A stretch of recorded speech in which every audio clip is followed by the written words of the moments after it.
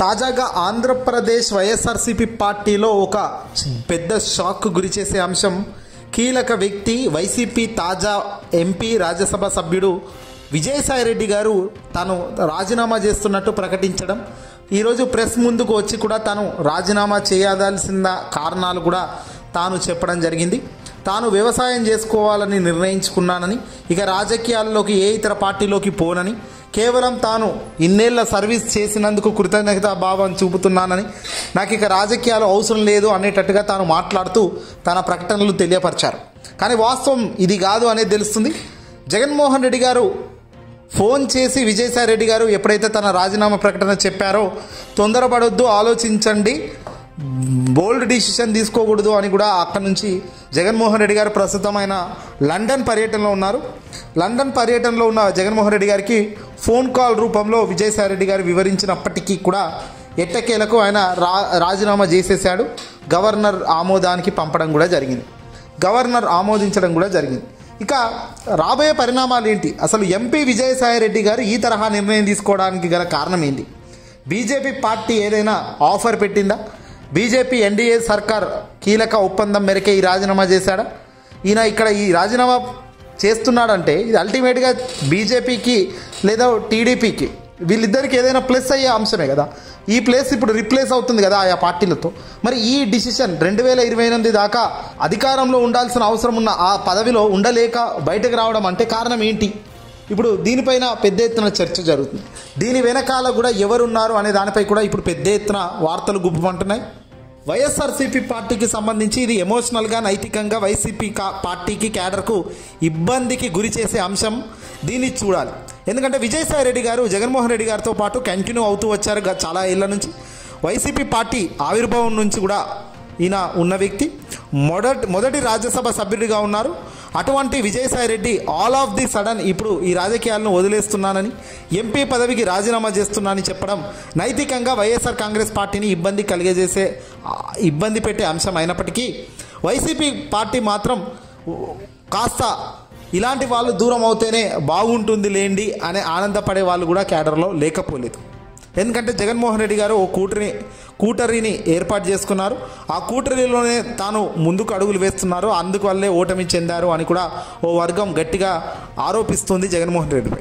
తాజాగా జగన్మోహన్ రెడ్డి గారి మాట జవదాటని వ్యక్తిగా, జగన్మోహన్ రెడ్డి గారి మనసులో ఏముందో తెలుసుకొని మాట్లాడే వ్యక్తిగా పేరున్న విజయసాయిరెడ్డి గారు పార్టీని వీడడం, రాజకీయాలకు పూర్తిగా వదిలేస్తున్నానని చెప్పడం కాంగ్రెస్ పార్టీకి డెఫినెట్గా ఇబ్బంది కలిగించే వార్తగానే చూడవలసిన అవసరం ఉంది. దీనివల్ల ఆయన ప్రత్యక్ష రాజకీయాల నుంచి ఎప్పుడు గెలిచిన వ్యక్తి కాదు, కానీ ప్రత్యక్ష రాజకీయాలతో సంబంధం ఉన్న వ్యక్తి కాదు, కాబట్టి ప్రజల్లో సంబంధాలు ఉన్న వ్యక్తి కాదు. సో రాజ్యసభ సభ్యుడిగా ఉన్నారు. ఆయన వల్ల క్షేత్రస్థాయిలో నష్టం జరుగుతుందా అంటే పెద్దగా నష్టం అయితే ఉండకపోవచ్చు. కానీ నైతికంగా మాత్రం జగన్మోహన్ రెడ్డి గారి కోటరీ, జగన్మోహన్ రెడ్డి గారి దగ్గర వ్యక్తులు, జగన్మోహన్ రెడ్డి గారి ముందు నుంచి దశాబ్దాలుగా ఉన్న వ్యక్తి వెళ్ళడం మాత్రం కాస్త ఎమోషనల్గా కాస్త డీగ్రేడ్ చేసేదానికి వీలుగానైతే ఉంటుంది. మొదటేమో జగన్మోహన్ రెడ్డి గారే రాజీనామా చేయిస్తున్నారు, ఈయనతోని బీజేపీలోకి పంపిస్తడం కోసం ప్లాన్ చేస్తున్నారు. అలాగే ఈ కార్యక్రమం జరుగుతుందని కూడా వార్తలు వచ్చాయి. వాస్తవానికి ఆంధ్రప్రదేశ్లో ముఖ్యమంత్రిగా ఉన్న చంద్రబాబు నాయుడు గారు లాంటి వాళ్ళు ఇలా ఒక పార్టీలోకి మన వాళ్ళను పంపి అక్కడ ఏం జరుగుతుందో తెలుసుకొని రమ్మని, లేదంటే ఇక్కడ సమాచారం అక్కడ సమాచారం ఇక్కడ, ఒక వెసులుబాటుల కోసం ఇలాంటి కార్యక్రమాలు చేసే పొజిషన్లో చంద్రబాబు ఉండేవాళ్ళు. కానీ కాల్డ్ జగన్మోహన్ రెడ్డి గారి పొలిటికల్ కెరియర్ చూస్తే కనుక జగన్మోహన్ రెడ్డి గారు ఎప్పుడు కూడా ఇలాంటి అనైతిక ఆలోచనలు అతనికి రావు, అలాగే ఇవి కూడా తను చేయడు. ఎందుకంటే ఒక వ్యక్తిని తన పార్టీలో నుంచి ఇతర పార్టీలోకి పంపి అక్కడేదో జరుగుతుందన్నట్టుగా, లేదో ఇంకో భ్రమలో చేసి మైండ్ గేమ్, ఈ తరహా మైండ్ గేమ్ ఆడే వ్యక్తి కాదు జగన్. ఏదైనా ఉంటే స్ట్రేట్గానే ఉంటుంది తప్ప ఈ వంకర్ ఆట జగన్మోహన్ రెడ్డి గారు ఆడరు. ఇది మొదటి నుంచి కూడా జగన్మోహన్ రెడ్డి గారి కెరియర్లో, రాజకీయ కెరియర్లో కూడా ఎప్పుడు కూడా చూడండి. ఏదేమైనప్పటికీ కూడా వైఎస్ఆర్సీపీ పార్టీ జగన్మోహన్ రెడ్డి గారితో, అలాగే వైఎస్ భారతి గారితో సన్నిహిత్యం, కృతజ్ఞతలు, ఇంత అవకాశం తనకి ఇచ్చినందుకు అంటూ విజయసాయిరెడ్డి గారు చెప్పుకొచ్చారు. ఇక కొద్దిసేపటి క్రితమే ఆయన ప్రెస్ కాన్ఫరెన్స్ పెట్టి గతంలో ఏ తరహా రియాక్షన్ అయితే వైసీపీ క్యాడర్లో ఉండేదో, ఎలాగా ఆ టైంలో